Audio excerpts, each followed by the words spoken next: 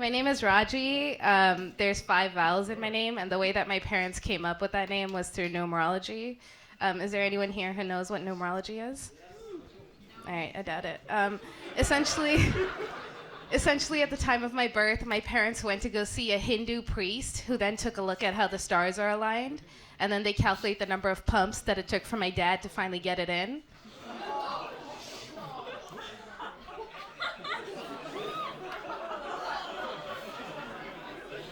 And then they fill in some type of wordle type of thing, right? That's how they come up with my name. I'm from Montreal, Quebec, Canada. It's a very French Canadian. Wait, what? Yes! Are you from Montreal? The fuck? Ontario. Okay, you just love a separatist province. Cool.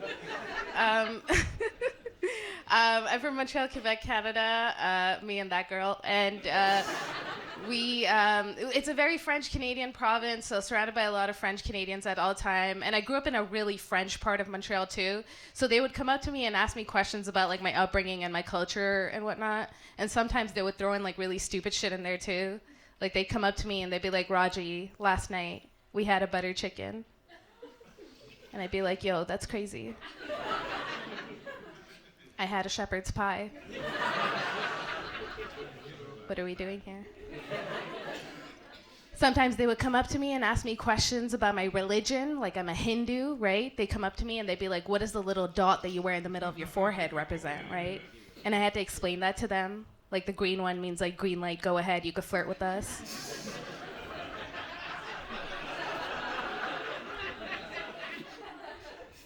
The black one means that we're dead inside.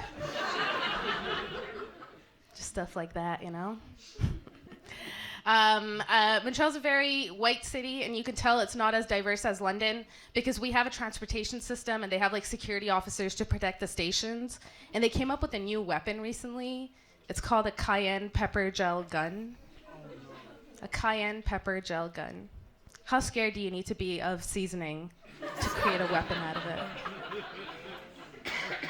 And it's crazy to me. I think about the conception of this, right? Like some guy at the head office of the security company, right? Had like Mexican food for dinner. And was like, yo, that's a weapon.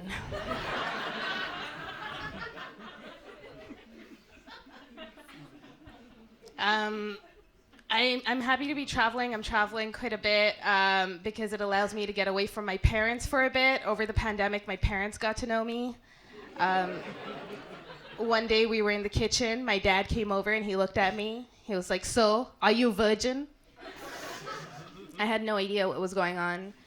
My parents are the most conservative Hindus you can find. So much so that they convinced us that they are virgins. He was like, so, are you virgin? You're not having cheese? You're not drinking milk? I was like, dude, do you mean vegan?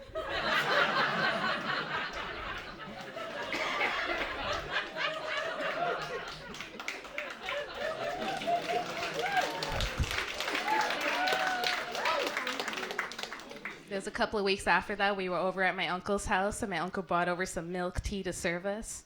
And my dad just popped out, and he was like, no, she's a virgin. Well, that's when I sat my parents down, and I was like, listen, I'm lactose intolerant, right? But you know, growing up Hindu, like, my parents never really talked to us about sex or anything like that. The very first time that I watched porn was on Tumblr. My virgin best friend sent us a link to some Tumblr posts of some white guy fucking white girls.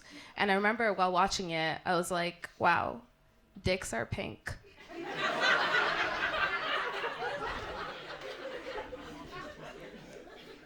Not my favorite color. Shortly after that, my sister gave birth to her son, to my nephew, and I remember looking at his thing, and then I looked at my sister. I think you overcooked his penis.